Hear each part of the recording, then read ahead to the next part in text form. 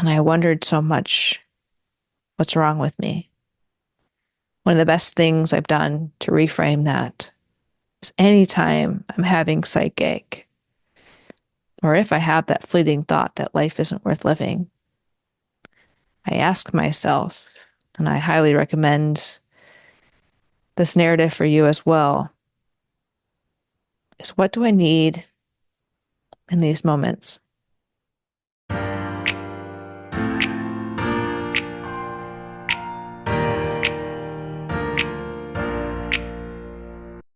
Hello and welcome to A Life True to You. If we haven't yet met, I am grateful that you're here. My name is Jillian and I'm the channel host. As we kick off September, which is Suicide Prevention Awareness Month, I'm going to be starting to do something a little bit different for the channel.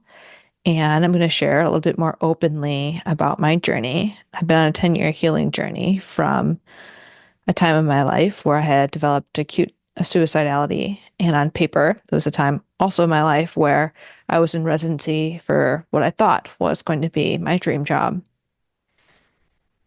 I'm sharing this now because I'm at a point in my healing journey where I feel I can articulate and provide the resources and the life lessons that have helped me thus far.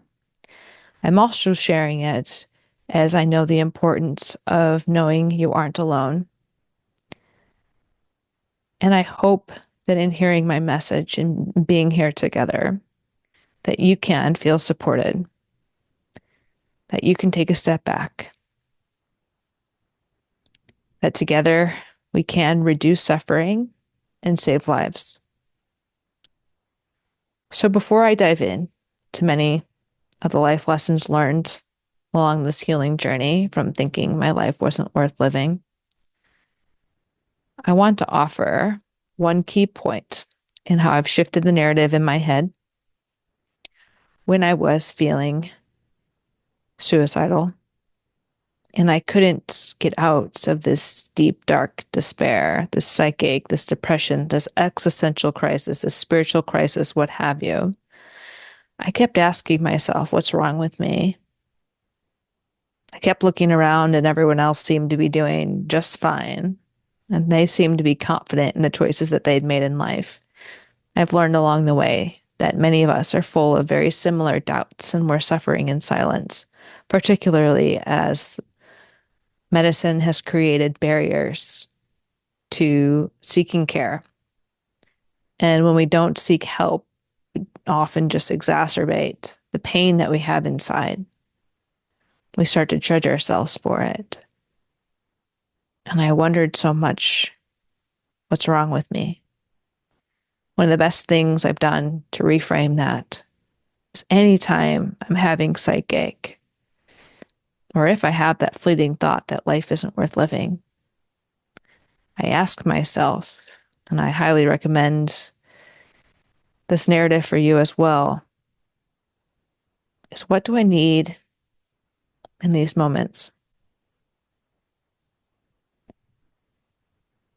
Every time I've been in a place, a rock bottom, there were unmet needs, physically, emotionally, mentally, spiritually.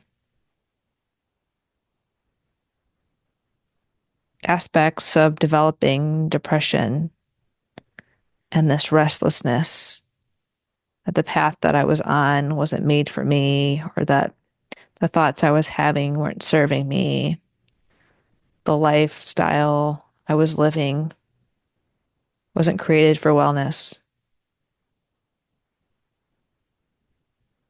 So many of us are having actually very healthy reactions to the lifestyle created in medicine, a lifestyle that doesn't allow us to honor our human basic needs, where our values are out of alignment, where we see so much suffering, and we often don't have all the resources we need to help people or to process through all the emotions that arise when we have sat with someone through their deepest pains. So if you're feeling like you're suffering inside, rather than asking yourself what's wrong with you, I invite you to ask yourself, what do I need these moments. As I create these videos, the main goal is to share the lessons I've learned on the way, to have discussions, to hear from you what lessons you've learned. Often when we think it's just us, when we isolate, it increases guilt, shame, could potentiate suicidality. And it's so unnecessary. I spent 5 years after I was medically discharged from the military thinking it was just me, thinking I was weak, thinking I was a failure. The isolation, the negative self-talk, the judgment, the way I cope with that by numbing. The time I numbed via an eating disorder, anorexia nervosa, that I depended on so heavily, it nearly killed me.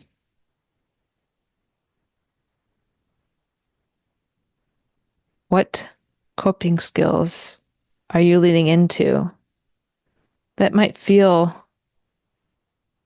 like they're giving you some relief for the short term, but may not be in your best interest?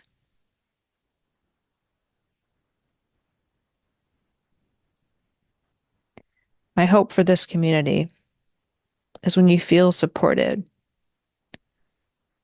you can start to let go of some of those beliefs and those behaviors that are no longer serving you and lean in to the life you truly desire, knowing that you matter, you're worthy, you're loved, you're not alone. And nothing on your CV is going to make that more or less true for me to tell you. Our worthiness is not measured by what we do.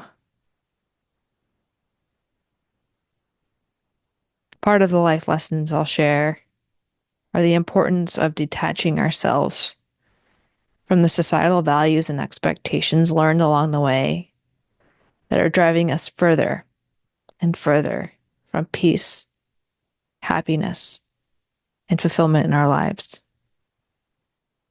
that are increasing our suffering and unfortunately contributing to people questioning if their life is worth living at all.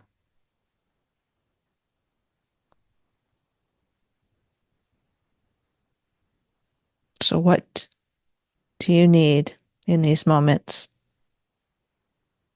And what could it look like to live a life that's true to you?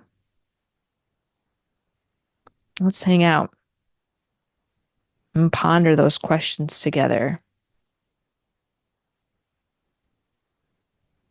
I invite you to share a little bit more about you in the comments down below. I'd love to get to know you, to see you, to support you, and help you to get clear on what matters most to you in this precious life. So thank you so much for being here today. Again, important takeaways. You are not alone. You matter.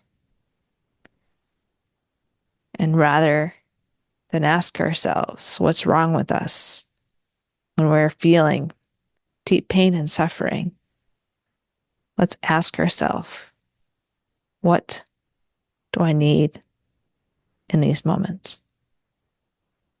And no, we're not meant to be on this journey alone. I hope you feel the support of this community. Until next time, thanks for being here.